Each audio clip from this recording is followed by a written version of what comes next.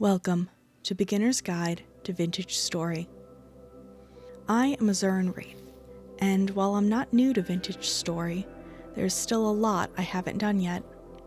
This guide is to help keep track of all the things I've learned, and to give others a place to start. Let's begin. You've started a shiny, brand new world, and as the loading screen finishes, you are ready to start punching trees. Only you won't be doing any of that. Instead, you will customize your character, including their voice and class. If you've never played before, I recommend Commoner, but you can pick whatever looks fun or useful. Let's actually begin. What do you do first? Well, how's your reading comprehension? You may have noticed part of the screen telling you to press K. Hold K until a box pops up. Look for the highlighted First Steps tutorial. You can also press H to open the handbook, which you will be relying on a lot, and click Tutorial. Then click Start Tutorial. Do everything it says to get started. Pick up sticks, pick up rocks and flint. If you can't find sticks, punch some bushes. Then you crouch and put either a hard rock or, no, not that one, it's too soft. You didn't read any of the hints, did you? Okay, put the flint on the ground and hit it with another flint until it makes a knife blade. You'll also want an axe head so you can chop logs for firewood. Attach them to a single stick each and start gathering resources. Start with the cattails, since you'll need those for storage. Also grab any berries you see for food. In fact, collect the cattail roots so you can cook those later to eat. No pockets. That's right, you have no pockets. In fact, all your storage is on the hotbar. But that's okay, we can fix it. If you haven't made a basket yet, do that now. Make 4 of them to maximize your inventory space.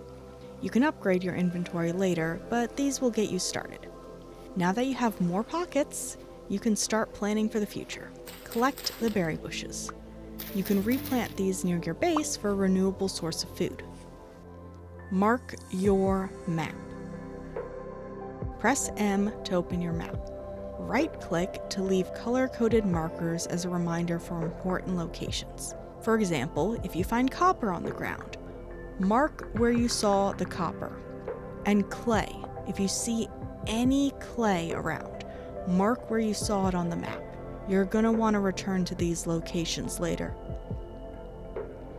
While you're at it, start gathering grass to make 3 hay blocks for a bed.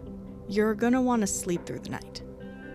At this point, you may start looking for a spot to camp, or maybe even to make your starter base. Don't wander too far from spawn though. Beds are not respawn points, and you'll need a bluish gear piece to create a respawn point. Until then, anytime you die, you will return to the world spawn. The farther you are from there, the harder it will be to get back to your base and your stuff. Stop. Don't go near that. Weird stuff happens when... What did I just say? Safety cave? Don't bother. If you try and dig into a hill or mountainside to make shelter, it's not gonna work. The stone is too hard to break, and you don't have the materials for a copper pick. If you want shelter, then make a dirt hut, like everyone else. In fact, you may want to make a shovel to help collect the dirt, and a campfire. You also may want to hurry. It looks like it's getting dark. And, well, things come out when it gets dark.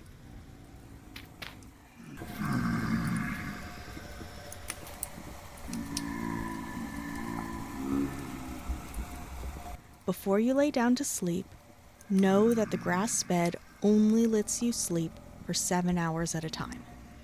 For now, it's not a problem, but as winter approaches, the nights will get longer. And if you go to sleep too early, you'll wake up while it's still dark. To get a good idea of how much time has passed, you can open your character menu by pressing C and looking for the date. The character menu also shows other useful information, such as environment data and even your health stats. You survived the first night! Congratulations! You may want to wait a moment for the things to go away, but you are ready for day 2. So, how many knives do you have? What about axes? Do you have more than one axe? Backups can be pretty useful. Have you made a spear yet? I suggest you make 3. To start. Press Shift and Control at the same time to lean tools against the wall. Anything you don't need when you explore, leave in the dirt hut. Gather more cattails for food and to make a storage chest. Empty your inventory of anything you don't need. Remember those berry bushes? Plant them around the hut. It'll look pretty and provide food. Make a stack of firewood so you can easily restock the fire as needed. Now, go explore. Foes, not friends.